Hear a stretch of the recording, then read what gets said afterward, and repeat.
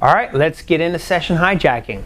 Session hijacking is a really fun module only because you let somebody else do all the hard work and then you get to reap the rewards from it.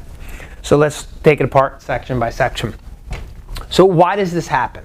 Okay, some of the reasons are obvious, some of them are not so obvious.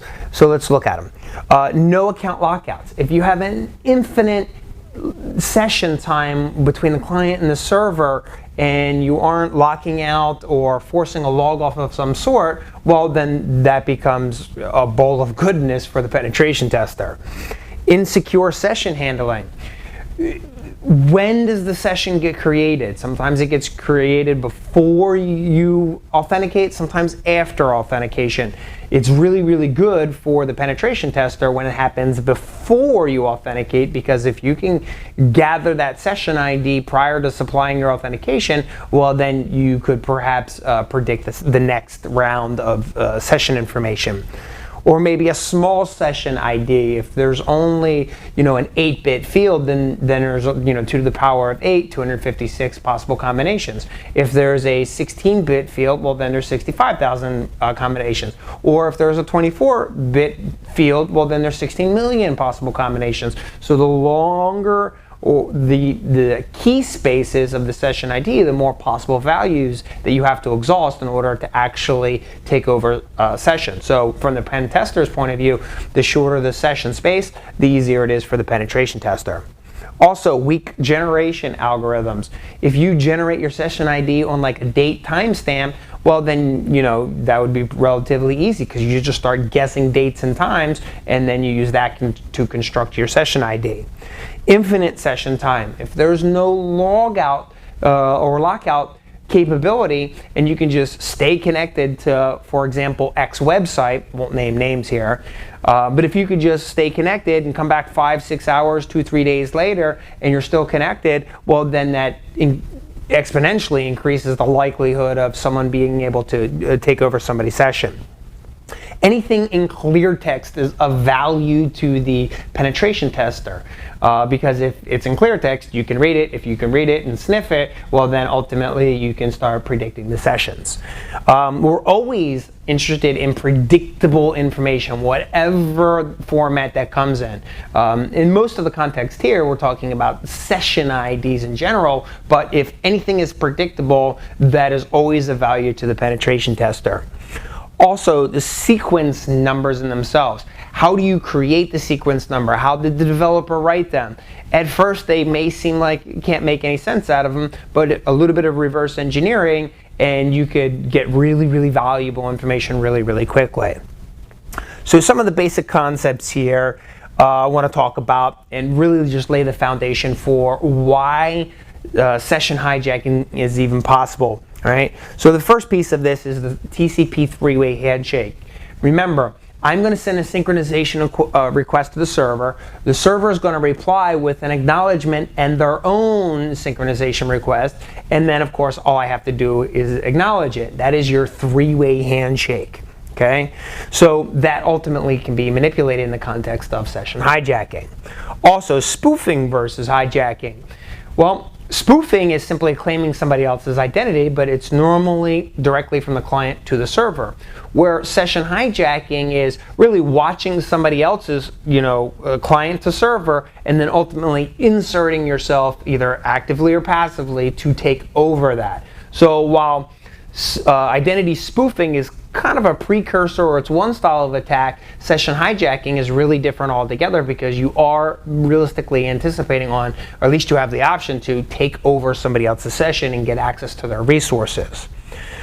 Which brings us to active versus passive.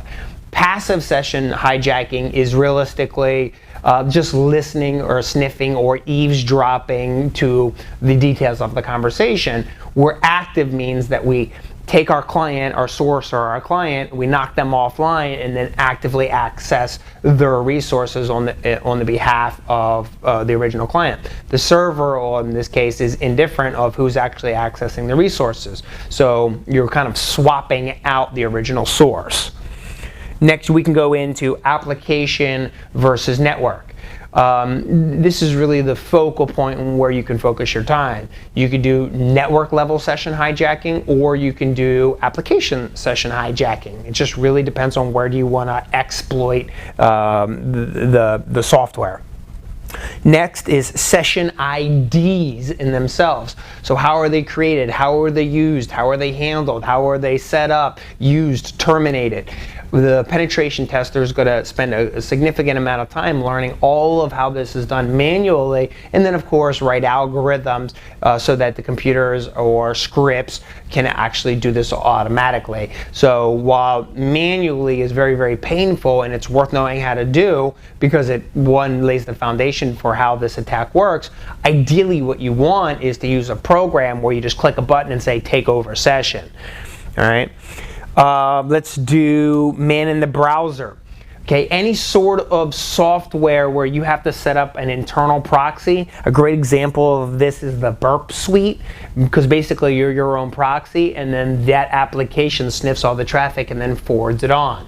So effectively there's a proxy of some sort in the relationship between the original client and the server, whether that happens directly through the web browser or in between over the network by a third party, i.e. the penetration tester.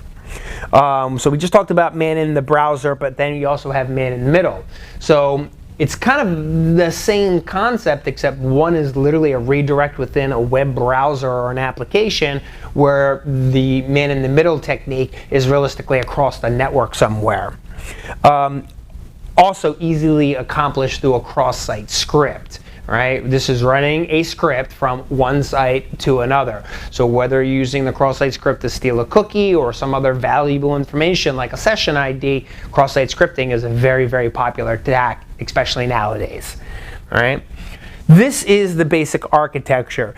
It's client and server, or the victim and some sort of application service. And the attacker wants to monitor this conversation, then ultimately knock the victim offline and then take over and get access to that server-side service or resource.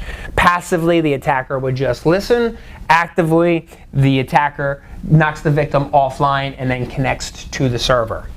So that's the architecture. So let's look at how this actually happens, okay? If the attacker wanted to do a session hijacking attack, then ultimately they're going to need to sniff traffic or monitor the traffic. This is where we can gain insight to the TCP three-way handshake, or how the application handles the session, or any sort of session ID information. Okay. Ultimately, if you're going to do this actively, you're going to need to desynchronize the original victim or knock them offline.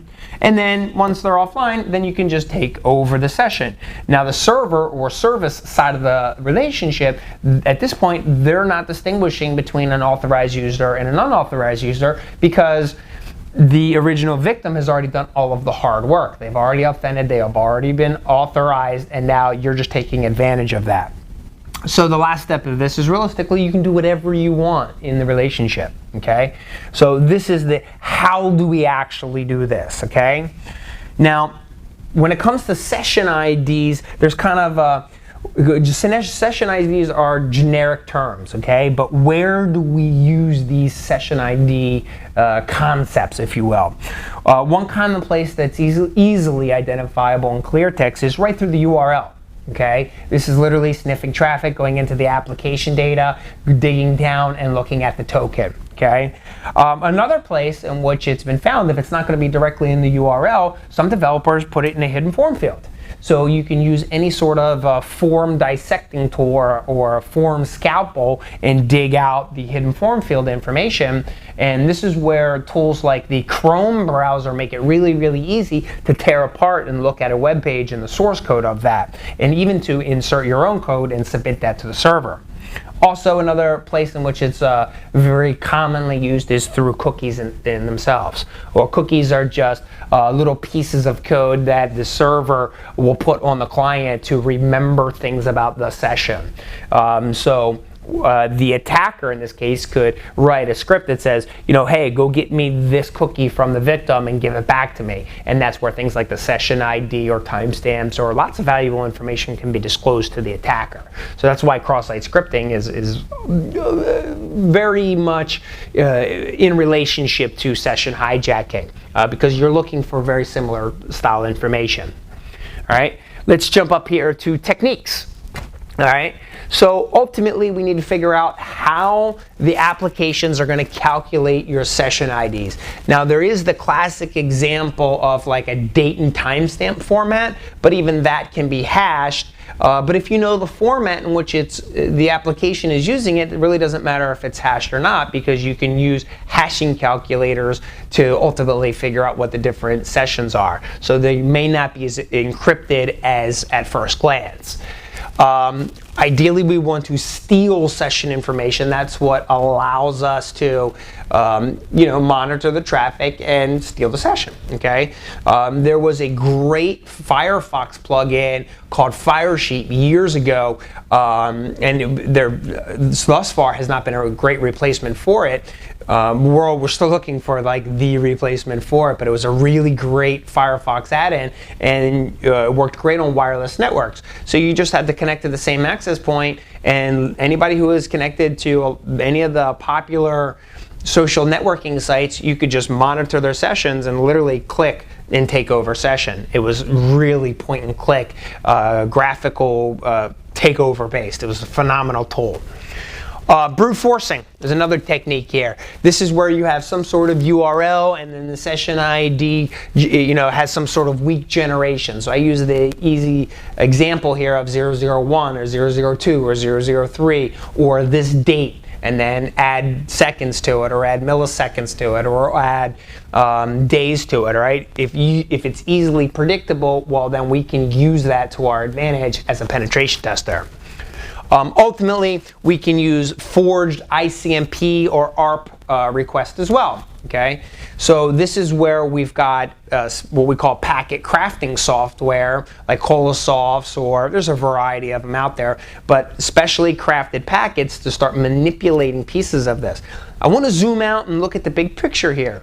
Ultimately, what we're doing here is we penetration testers, we are expert analysis in terms of looking at information. So you have to learn how to sniff traffic, dissect that stuff, and really become an expert. So as much as I consider myself a penetration tester, I very much consider myself just a protocol analyst, because it's one thing to watch protocols behave normally, but once you know what normal behavior is, well, then you can start manipulating them and tweaking them in small different ways, and you can start changing little tiny features of ICMP or ARP or routing protocols or applications, ultimately to trick computers into giving you some sort of detailed or juicy information. Okay, so forging ICMP or forging ARP requests is really just two of the protocols here, but you got to think of this as full-blown packet analysis.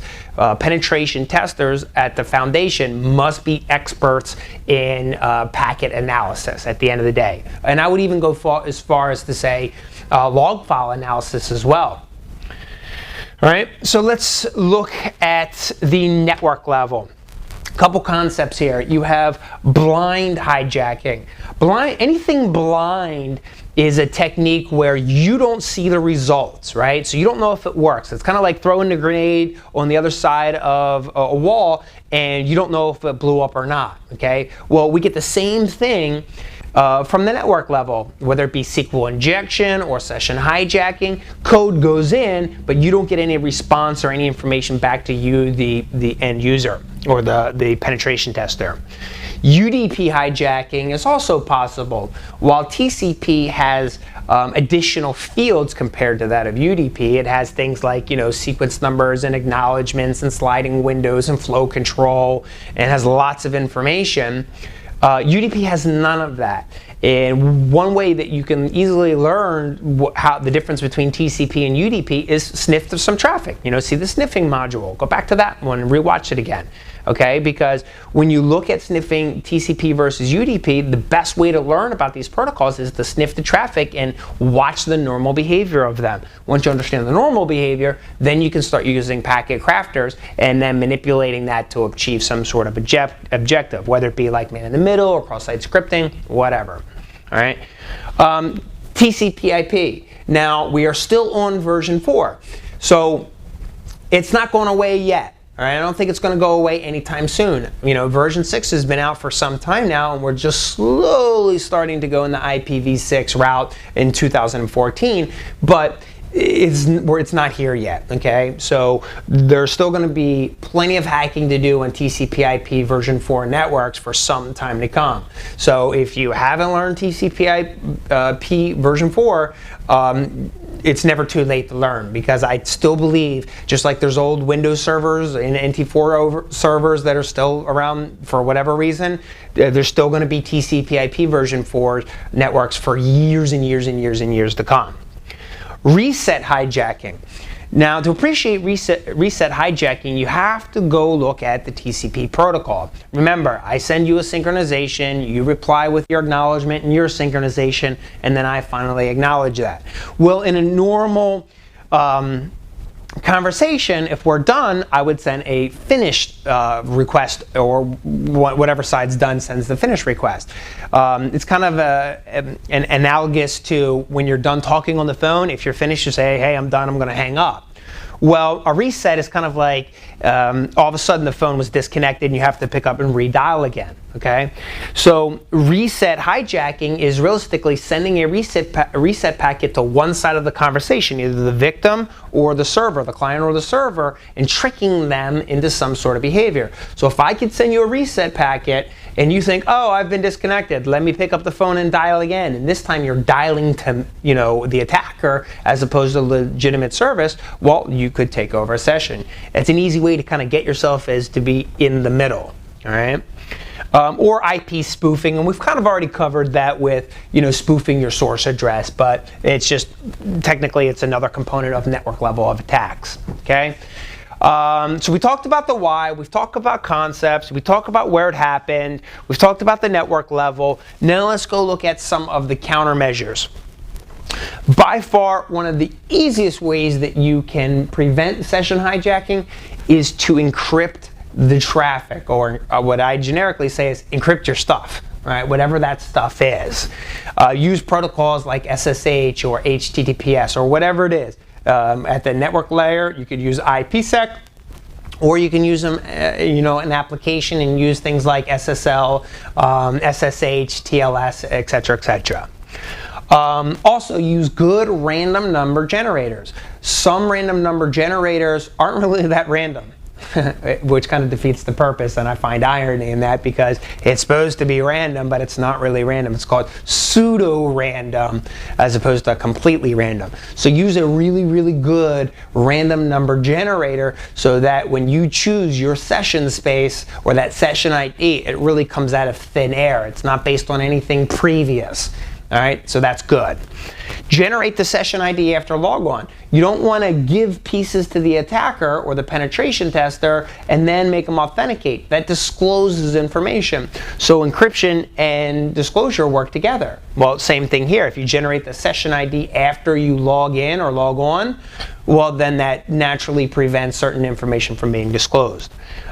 Simply stated, have a log out functionality, and not only use two-factor authentication, but have a two-factor challenge, okay? It's a little bit more robust here, but it's a great way to countermeasure session hijacking. The reason being is because let's pretend the attacker takes over a session, all right? If the attacker captures the authentication information and then the server says, hey, who are you? Well, you just replay the authentication information and boom, you're in.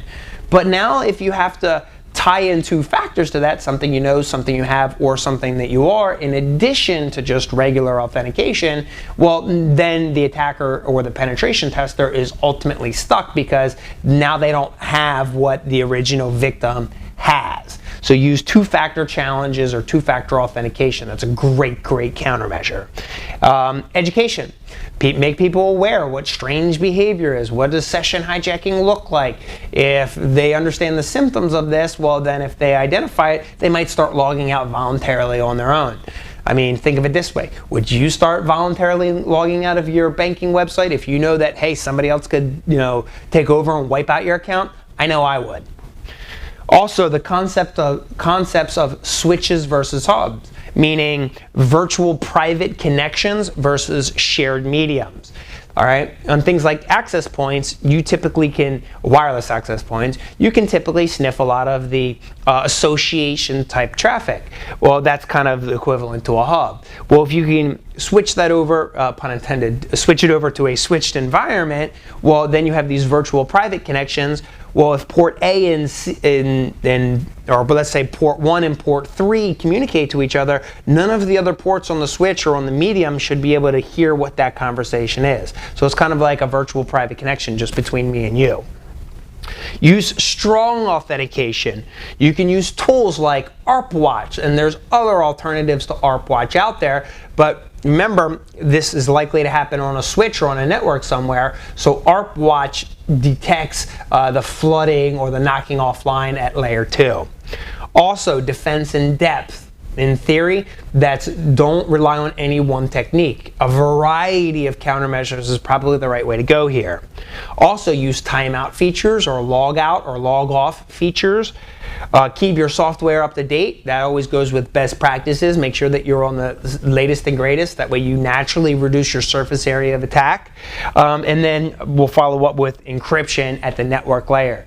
Because session hijacking is either happening at the network level or at the application level, the more information you can naturally encrypt, well, then it's not disclosed. So we want to protect things at the network layer using things like IPsec. Therefore, the attacker or the penetration tester can't hear what's going on, then they can't predict the session tokens, then they can't take over the session. It doesn't matter if it's at the network layer or the application layer. If you're using things like SSL and TLS, well, that would be great because now the penetration tester has the same exact problem. If they can't sniff the traffic, they can't predict the sessions, they can't insert themselves into the middle, they can't knock people offline, etc., etc., etc. So session hijacking in itself is one of my favorite modules because realistically, as a penetration tester, you are letting somebody else do all of the hard work and you're taking advantage of all of the weaknesses. Let all the hard work be done by somebody else, and then you just reap the rewards of it. And there are some pretty good tools out here that can do it. Now, some of the tools are like freeware oriented, but commercial session hijacking tools are very, very expensive, and script kiddies aren't likely to afford $10,000 and $15,000 for one piece of software. All right, so session hijacking, very, very important stuff. Can be done at the click of a button. Also can be done at the script kiddie level, but nonetheless very, very important. So let's go ahead and take a look at some examples.